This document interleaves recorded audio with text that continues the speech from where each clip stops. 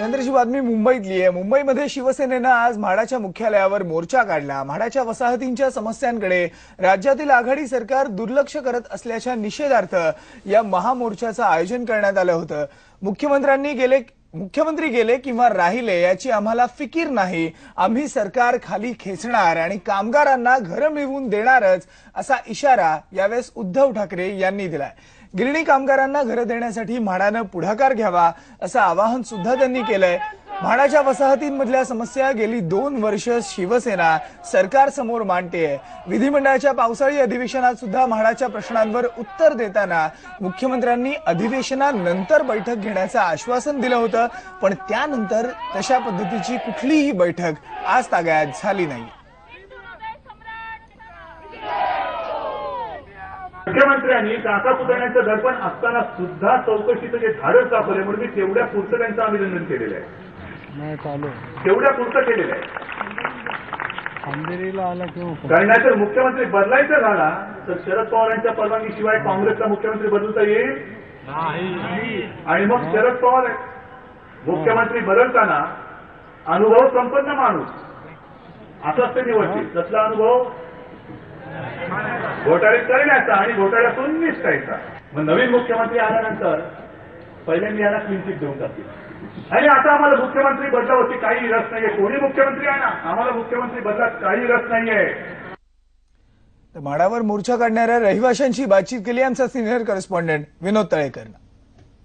म्हाडा वसाहतीच्या पुनर्वसनासाठी आज शिवसेनेने म्हाडा कार्यालयावर मोर्चा आयोजित केला आणि या मोर्चाला काही रहिवासी आहेत, त्यांच्याशी आपण बोलूया नेमकी काय त्यांची मागणी आहे, काय त्यांचं म्हणणं आहे।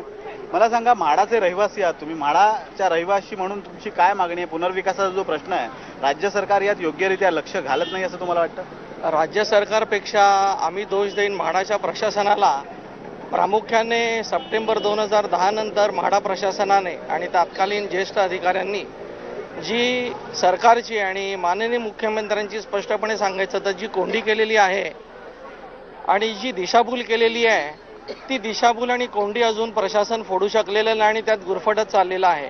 त्यामुळे आम्ही प्रत्यक्षात डायरेक्ट शासनाला देऊ इच्छित नाही प्रथमतः, तर म्हाडाचे जे तत्कालीन ज्येष्ठ अधिकारी आणि निर्णयकर्ते जे होते त्यांनी जी सप्टेंबर 2010 पासून दिशाभूल केलेली आहे त्यावर आम्हाला बोट ठेवायचं आहे। तुम्ही कुठून आलात आणि काय नेमके वसाहतींचे प्रॉब्लेम आहेत तुमच्याकडे? आमच्याकडे हाच मोठा प्रॉब्लेम झालेला आहे की लोक 5-7 वर्षापासून सर्वांची कामं थांबलेली आहेत। आता सगळे बाहेर गेलेली आहेत लोक आणि ते ह्या हाऊसिंग बोर्डच्या ह्या नवीन ह्याच्याप्रमाणे कामं डिले झालेली आहेत आणि त्यामुळे जे बाहेर गेले रहिवासी आहेत त्यांना भयंकर त्रास होत आहे। तुम्ही कुठून आलेला आहात? काय वसाहतीत तुमचा प्रॉब्लेम?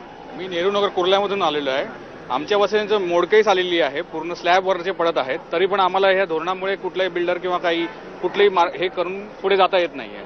हा आमचा प्रॉब्लेम आहे। काय तोडगा निघाला पाहिजे असं तुम्हाला वाटतं? हाऊसिंग स्टॉक किंवा प्रीमियम हा जो वाद आहे त्यापेक्षा लवकरात लवकर पुनर्विकास होण्यासाठी राज्य सरकारने काय करावं असं तुम्हाला वाटतं? नाही, मला असं वाटतं की जे हाऊसिंग स्टॉक आणि प्रीमियम या दोन्ही गोष्टींमध्ये एक ऑप्शन ठेवला पाहिजे त्यांनी, जेणेकरून ज्यांना हाऊसिंग स्टॉकला त्यांना ते परवडत असेल किंवा तिथे डेव्हलपर येत असेल त्या हिशोबाने त्यांना हाऊसिंग स्टॉक देता यावा पाहिजे। पण जिथे प्रीमियम भरून शक्य होत नाही, जे छोटे प्लॉट आहेत वगैरे, तर त्यांना प्रीमियम भरून त्यांना दिलं पाहिजे अशी माझी। आपण बघतोय की म्हाडातले जे रहिवासी आहेत ते पुनर्विकासासाठी उत्सुक आहेत आणि लवकरात लवकर हा पुनर्विकास व्हावा अशी त्यांची मागणी आहे। त्यामुळे म्हाडा प्रशासन असेल किंवा राज्य सरकार असेल त्यांनी लवकरात लवकर या संबंधात तोडगा काढावा अशी मागणी हे रहिवासी या निमित्ताने करतात। व्हिडिओ जर्नलिस्ट स्वप्नील धुरीसह विनोद तळेकर, IBN लोकमत, मुंबई।